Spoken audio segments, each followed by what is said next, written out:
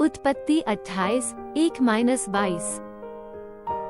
उत्पत्ति 28, 1। तब इसहाक ने याकूब को बुलाकर आशीर्वाद दिया और आज्ञा दी, तू किसी कनानी लड़की को न ब्याह लेना।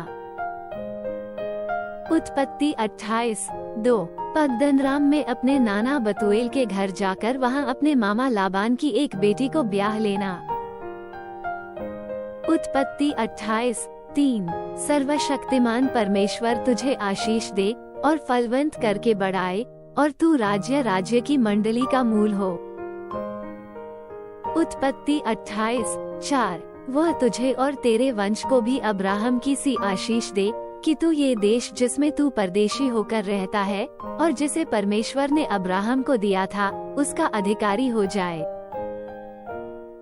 उत्पत्ति 28, 5। तब इसहाक ने याकूब को विदा किया और वह पद्दनराम को अरामी बतूएल के पुत्र लाबान के पास चला, जो याकूब और एसाव की माता रिबका का भाई था। उत्पत्ति 28, 6। जब एसाव को पता चला कि इसहाक ने याकूब को आशीर्वाद देकर पद्दनराम भेज दिया कि वह वहीं से पत्नी लाए, और उसको आशीर्वाद देने के समय यह आज्ञा भी दी, तू किसी कनानी लड़की को ब्याह न लेना। उत्पत्ति 28, 7। और याकूब माता पिता की मानकर पद्दनराम को चल दिया। उत्पत्ति 28, 8। तब एसाव ये सब देखकर और यह भी सोचकर कि कनानी लड़कियां मेरे पिता इसहाक को बुरी लगती हैं। उत्पत्ति 28, 9। अब्राहम के पुत्र इश्माएल के पास गया और इश्माएल की बेटी महलत को, जो नबायोत की बहन थी, ब्याह कर अपनी पत्नियों में मिला लिया। उत्पत्ति 28, 10। याकूब बेरशेबा से निकलकर हारान की ओर चला। उत्पत्ति 28, 11। और उसने किसी स्थान में पहुंचकर रात वहीं बिताने का विचार किया, क्योंकि सूर्य अस्त हो गया था, इसलिए उसने उस स्थान के पत्थरों में से एक पत्थर ले अपना तकिया बनाकर रखा और उसी स्थान में सो गया। उत्पत्ति 28, 12। तब उसने स्वप्न में क्या देखा कि एक सीढ़ी पृथ्वी पर खड़ी है और उसका सिरा स्वर्ग तक पहुंचा है और परमेश्वर के दूत उस पर से चढ़ते उतरते हैं। उत्पत्ति 28, 13। और यहोवा उसके ऊपर खड़ा होकर कहता है, मैं यहोवा तेरे दादा अब्राहम का परमेश्वर और इसहाक का भी परमेश्वर हूँ। जिस भूमि पर तू लेटा है उसे मैं तुझको और तेरे वंश को दूंगा।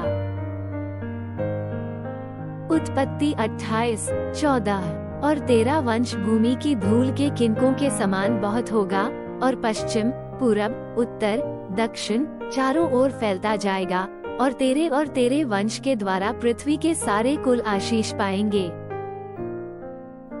उत्पत्ति 28, 15। और सुन, मैं तेरे संग रहूंगा और जहाँ कहीं तू जाए वहाँ तेरी रक्षा करूंगा और तुझे इस देश में लौटा ले आऊंगा। मैं अपने कहे हुए को जब तक पूरा न कर लूं तब तक तुझको न छोड़ूंगा।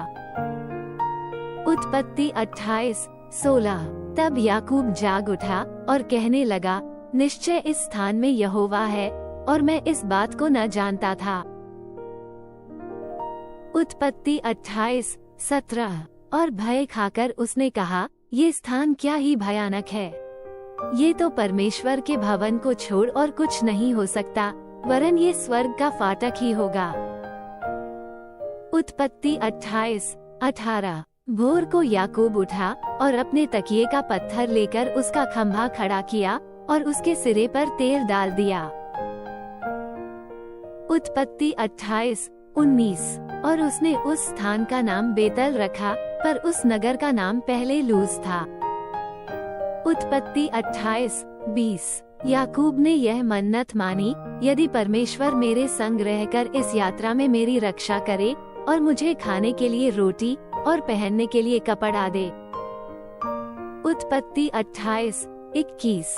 और मैं अपने पिता के घर में कुशल क्षेम से लौट आऊं, तो यहोवा मेरा परमेश्वर ठहरेगा। उत्पत्ति 28, 22। और यह पत्थर जिसका मैंने खंभा खड़ा किया है परमेश्वर का भवन ठहरेगा, और जो कुछ तू मुझे दे उसका दशमांश मैं अवश्य ही तुझे दिया करूँगा।